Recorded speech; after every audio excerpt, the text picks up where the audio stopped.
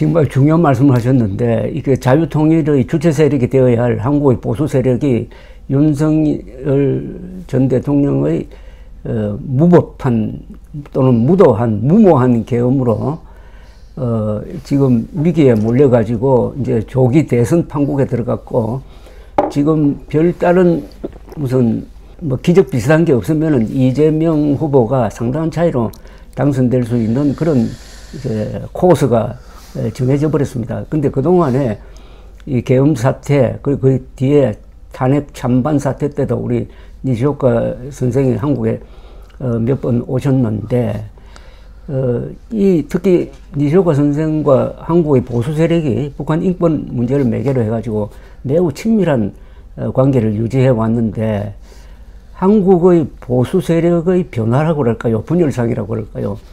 그게 어떻게 보셨습니까, 지금? 그러니까 계엄은 연대도는 개인적인 문제일 수도 있었는데, 제가 큰 쇼크를 먹었던 거는 1월 초에 동아일보가 새로운 조사 결과를 보도했는데, 한국 국민 내 30%가 부정선거 음모를 믿고 있고, 예. 그 보수에서는 가반수가 믿고 있다. 예. 그런 보도가 있었었어요. 예. 아니, 그게 윤 대통령 본인이 그런 말을 하니까 그렇지만은, 합리적으로 생각하면은, 아니, 부정선거가 있었다면 윤 대통령 내 책임이잖아요. 그렇지. 책임이지. 지난 4월 총선. 네, 지난 4월 총선에서는 자기 정부 때 있었던 일이니까. 그럼 있었다면은, 선거 끝난 즉시 그런 이야기를 해야죠. 근데 그런 이야기를 안 하고 있다가, 이번에, 계엄, 당일인 날에는 그런 이야기를 안 하고 며칠 있다가 그런 말을 하기 시작했는데, 그걸 듣고 저는 윤 대통령이 고립된다. 그래 보세요. 상식적으로 생각하면은 부정선거 음모를 믿는 사람은 있지만은 그거는 다수가 될 수가 없다. 이라고 생각했는데, 여기 주제를 오니까 이걸 봤어요. 그러니까 이게 한국은 산재하는 거는 이거고, 북한은 산재하는 사진은 이거. 이거를 보고 많이 놀랐습니다. 왜 또 용어로 하는가? 제가 거기 아주 추운 겨울에 1월 초에 감자 앞에 농성하고 있는 현장에 갔습니다만은 사람 많았어요. 그렇죠. 자파들보다 훨씬 열기가 뜨거웠습니다. 그리고 아는 어르신들도 좀 있었고. 그렇죠. 예. 그래서 근데 내심, 아니, 무도한 계엄을 한 사람을 옹호해서 음모를 믿고 있는 사람이 이렇게 많다는 걸 어떻게 해야 되는지. 아니, 북한 주민들의 대한민국의 자유로움, 부유로움을 독려하고 있는데, 그 주인공들이 자부심을 가지고 이제 북한 주민들을 해방하는 시기가 왔다라고 단결을 해야 되는 시기에 이게 뭐냐. 그렇게 느껴졌죠. 참 뼈아픈 지적이십니다. 지금 대한민국 보수 세력은 지난 71년 동안 위대한 문명 건설을 해가지고 드디어 북한을 누르고 김정은으로 하여금 통일을 포기하도록 만들었는데, 바로 그 순간에 망상적 계엄을 펼쳐가지고 한국 보수가 분열되고, 더구나 아까 보여드렸던 것처럼 스탑 더 스틸이라는 조금 정신분열적인 구호까지 들고 나오게 되었습니다. 그래서 이걸 어떻게 해야 되나 해서 제가 일본에서 한국의 중도 보수가 좀 우측으로 이동해서 극우적으로만 이동했다. 근데 그거는 안 된다는 양심적인 보수 지식인들이 몇 사람이 제대로 된 이야기를 하고 있다. 그 사람들 말을 우리가 들어야 된다. 조갑재, 정규재, 김진 그런 사람들이다. 그리고 전진도서는 이준석이다. 그리고 한동훈 전 대표가 책을 냈으니까 그 책을 소개해 주셨잖아요. 그걸 다 읽어보니까 그날 12월 3일 밤에 이런 일이 있었구나. 한동훈 대표가 없었더라면은 더 유혈의 사태까지 있었을 수 있었다. 그런 용기 있는 사람이 있었구나. 그래서 보수 중에서도 그 용기 있고 지시를 기초해서 해야 되는 말을 하는 사람이 있다. 아직 한국 보수는 죽지 않았다. 이라고 일본에서는 계속 주장하고 있습니다. 저는 이 음모론이 득세하고 윤석열 맹목적인 지지자들이 상당한 세를 모을 때 이런 걱정을 했어요. 혹시 일본의 보수 언론 또는 보수 지식인들이 이 친윤석열 세력을 지원하게 됐고 이 사람 편을 들게 되지 않을까. 왜냐하면 친윤석열 세력이 표방한 게 중에 하나가 반중국이었거든요. 그렇죠. 그런 걱정을 했는데 정말 다행히 그리고 참 고맙게도 우리 니시오카 선생이 맹렬하게 글을 쓰시고 언론에 그리고 또 이 잡지, 신문 또 책까지 내시면서 중심을 잡아주시는 바람에 다행히 일본의 보수층에서는 윤석열의 계엄을 옹호하는 사람들이 거의 없는 거죠. 그래서 일본의 유튜버 중에서는 한국 유튜버들이 또 일본어 자막을 해가지고 보내는 사람이 있어서 그걸 믿고 저를 공격하는 사람이 있어요. 그러니까 그건 소수죠. 소수죠. 예, 예. 정말 다행입니다. 예.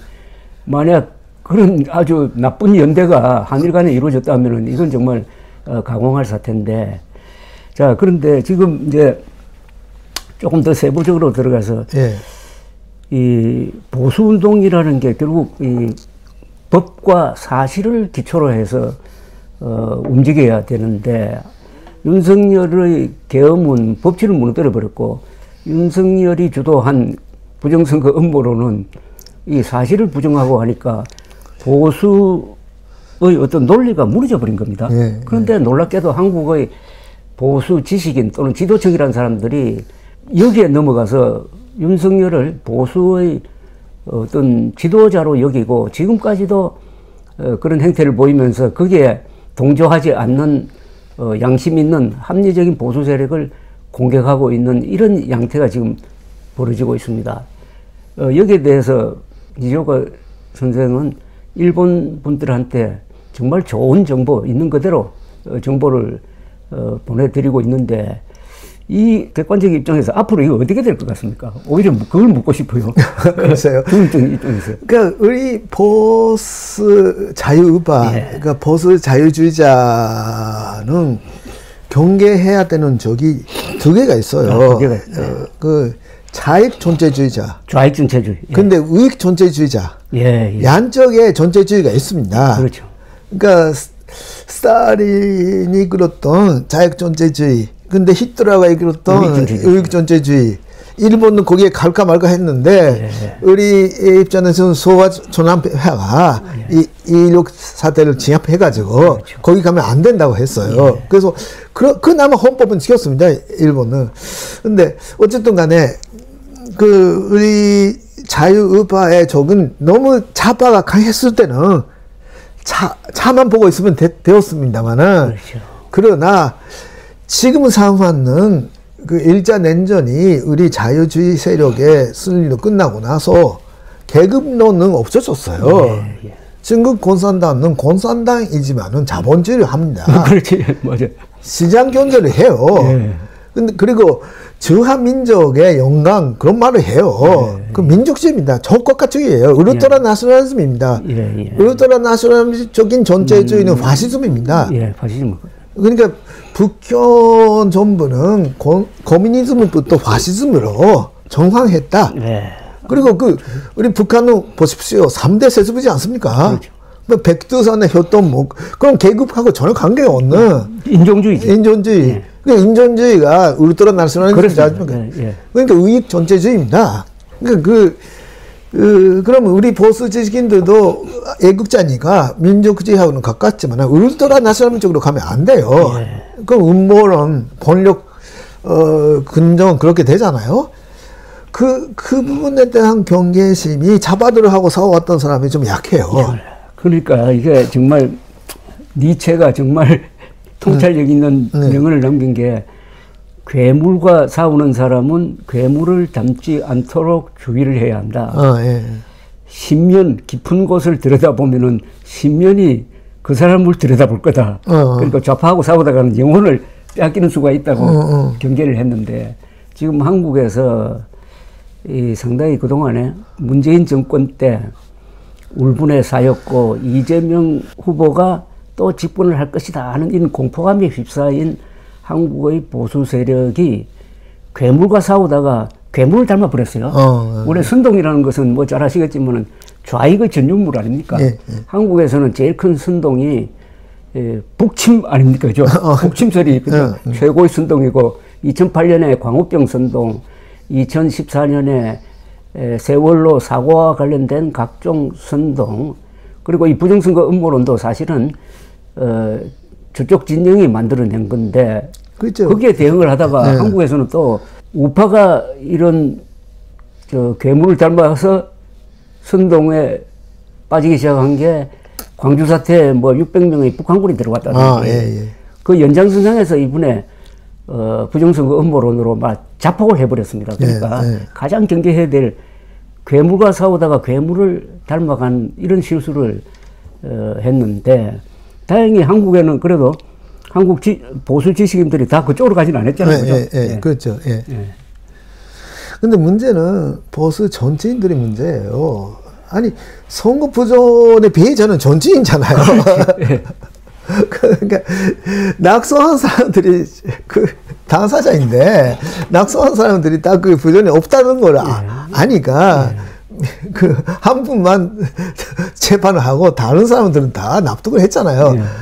그러면 민경욱만 재판해가지고 또 대부분에서 그렇죠. 확정 판결로 거짓말이 끝났는데도 그리고 황교안 씨가 또 뭐 그때 그렇죠. 낙선했을 직신을 이야기 안 했다가 1년 반 뒤에 나타났어요. 근데 원래 그러면은 아니 그 차파들은 김호준 씨가 부정선거론을 폈을 때 계산을 했잖아요. 부정선거론은 다음 선거에서 이길 수가 없다. 그래서 민주당이 나서서 자기 지지자한테 강요해도 하고 해서 이게 없었다.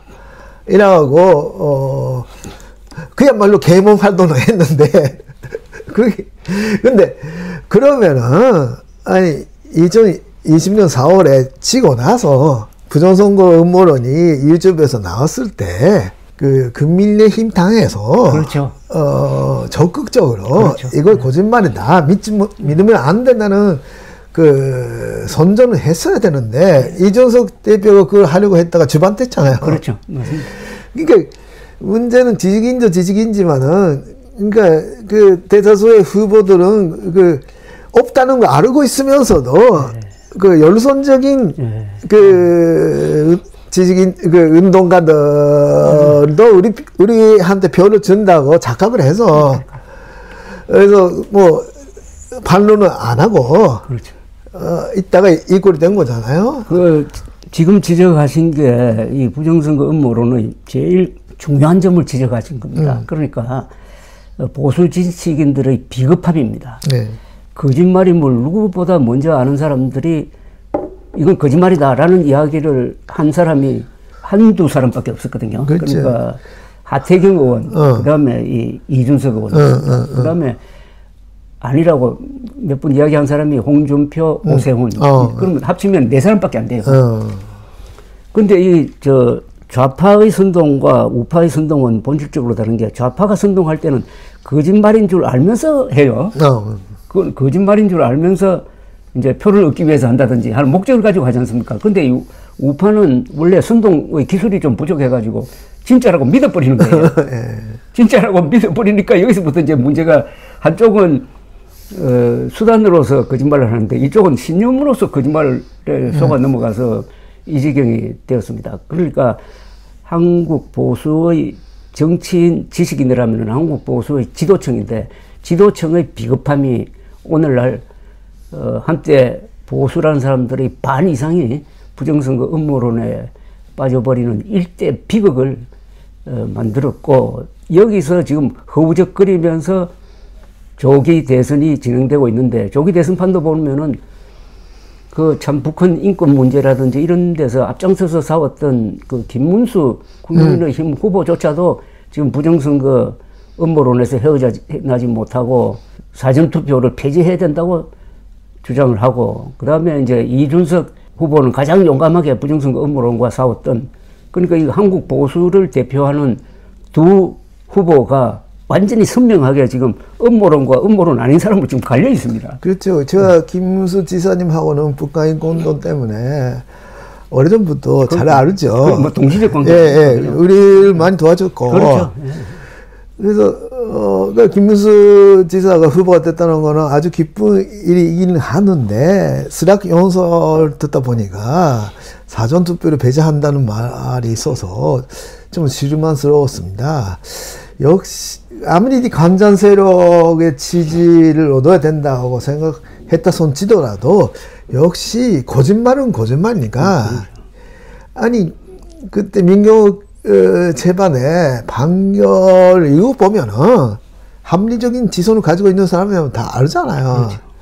근데 그런 용기가 없는 분이 우리 김문수 후보야말로 우리의 보수 차파에 대해서 잘 알고 있는 사람인데 아마 그러니까 우익 존재주의에 대해서 좀 공부가 모자라시는 거 아닌가. 차파하고 너무 아시고 싸워봤는데 울트라 내셔널리즘 우익 존재주의가 음모론의 관계 그런 것도 우리가 역시 공부를 해야 돼요. 우리 일본에서도 지금 일본의 각오가 다 옳다는 것이 아니다. 일본도 우익 존재주의가 있었다. 그러니까 우리 일본은 그대로 성경시킬 직전까지 갔었잖아요. 그렇죠. 수사는 어디 숨어 있었지만은 재무상 같은 사람들이 여직에 있는 사람들 다 암살을 다 했습니다. 그러니까 1936년에 네. 2.16 사건. 2.16, 예. 그때 그 사람들은 국가 사회주의로 가려고 했어요. 그렇죠. 그때 국가 사회주의는 나쁜 말이 아니었어요. 그때 세계의 유행이었어요. 그러면 히틀러를 예. 좋아했던 사람이 그렇죠. 예. 그 조난폐화를 모시고 조난폐화 진전 제재를 가려고 했는데 소화 유신을 하겠죠. 예, 소화 유신을 하려고 했는데 소화 초난이 부정했죠. 반역자로 규정을 했죠. 그렇죠. 예. 자기가 나서서 진압하겠다고 했어요. 그렇습니다. 예. 그러니까 공법으로 지켜야 된다. 예. 그렇게 했습니다. 그래서 일본도 아슬아슬 했었습니다. 그러니까 그런 경험을 우리가 다시 생겨서 일본 우파도 역시 각오가 다 옳다는 말을 하면 안 된다는 것이 우리 일본의 보수 자유주의자 입장입니다. 그러니까 어느 나라든지 좌우에 존재주의가 있다. 그거 하고 싸우는 것이 자유우파다. 그런 교양을 가져야 됩니다. 그런 부분에서 김문수 지사님이 좀 경계심이 의익 존재주의에 대한 경계심이 좀 약하신 것 같아서 좀 안타깝습니다. 오늘 발표된 한국갤럽 뉴스원 여론조사를 보면은 이재명 51%, 김문수 31%, 그다음에 이준석 8%가 나오는데 1위, 2위 차이가 20%포인트인데 이걸 표로 환산을 하면은 약 3천만 명이 투표에 참여한다고 가정을 하면은 약 600만 표 차이입니다. 600만 표 차이로 지금 지능 구도가 형성이 됐는데 그 원인은 어디 있느냐 하면은 보수의 40%만이 김문수 지지입니다. 40%밖에 없습니다. 보수층의 40%만이 그리고 진보층의 80%는 이재명 지지예요. 그리고 중도층의 한 60%가 이재명 지지입니다. 그래서 보수는 분열되고 진보가 단결해버렸어요. 그리고 한국 정치에서 아주 명언이 하나 있다면 이건 제가 만든 말인데 보수는 분열로 망하고 좌파는 자충수로 망한다고 했는데 지금은 거꾸로 보수가 분열되고 진보가 단합을 해버렸습니다. 그걸 가른 게 부정성 음모론이에요.